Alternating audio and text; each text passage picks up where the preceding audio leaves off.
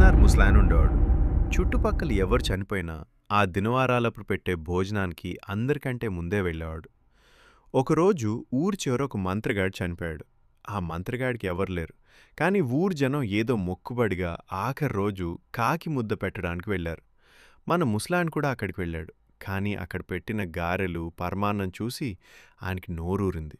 ఎవరూ చూడట్లేదని ఒక పెద్ద గారెను, కొంచెం అన్నాన్ని దొంగతనంగా తన తువ్వాల్లో మూట కట్టుకుని ఇంటికి తెచ్చేసుకున్నాడు.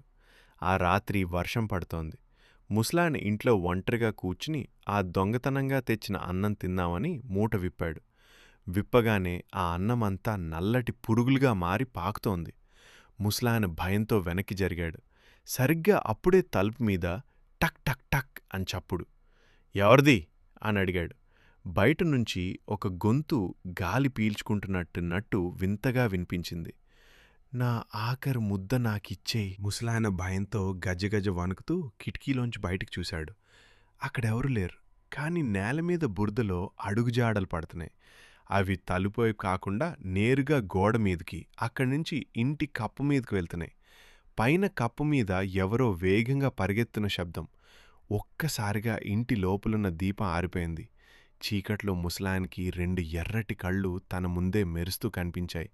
ఆ మంత్రగాడి శవంలాగే ఉన్న ఒక ఆకారం ముసలాయన గొంతు పట్టుకొని, పెట్టిన ముద్ద తింటే ఆత్మకి శాంతి, కానీ దొంగిలించిన ముద్ద తింటే నీ ప్రాణమే నాకు శాంతి అని గట్టిగా నవ్వింది. మర్నాడు ఉదయం ఊర్వాళ్ళు వచ్చి చూస్తే ముసలాయన ఇంటి అరుగుమీద పడన్నాడు. ఆయన నోరంతా మట్టితో నిండిపోయింది. విచిత్రం ఏంటంటే ఆయన ఒళ్లంతా కోడి గోర్లతో గీకినట్టు లోతైన గాయాలున్నాయి. ఇప్పటికీ ఆ ఇల్లు అలాగే ఉంది. అర్ధరాత్రి ఆ ఇంటి దగ్గర ఆకలితో ఎవరో ఏడుస్తున్నట్టున్నట్టు వింత శబ్దాలు వినిపిస్తూనే ఉంటాయి. ఒక ఊర్లో ఒక పిసినార్ ముసలాయనుండేవాడు. చుట్టుపక్కల ఎవరు చనిపోయినా ఆ దినవారాలప్పుడు పెట్టే భోజనానికి అందరికంటే ముందే వెళ్ళేవాడు. ఒకరోజు ఊరి చివర ఒక మంత్రగాడు చనిపోయాడు. ఆ మంత్రగాడికి ఎవరు లేరు. కానీ ఊరు జనం ఏదో మొక్కుబడిగా ఆఖరి రోజు కాకి ముద్ద పెట్టడానికి వెళ్ళారు. మన ముసలాయన కూడా అక్కడికి వెళ్ళాడు. కానీ అక్కడ పెట్టిన గారెలు, పరమాన్నం చూసి ఆయనకి నోరూరింది. ఎవరూ చూడట్లేదని ఒక పెద్ద గారెను, కొంచెం అన్నాన్ని దొంగతనంగా తన తువ్వాల్లో మూట కట్టుకుని ఇంటికి తెచ్చేసుకున్నాడు. ఆ రాత్రి వర్షం పడుతోంది. ముసలాయన ఇంట్లో ఒంటరిగా కూర్చుని ఆ దొంగతనంగా తెచ్చిన అన్నం తిందామని మూట విప్పాడు. విప్పగానే ఆ అన్నమంతా నల్లటి పురుగులుగా మారి పాకుతోంది. ముసలాయన భయంతో వెనక్కి జరిగాడు.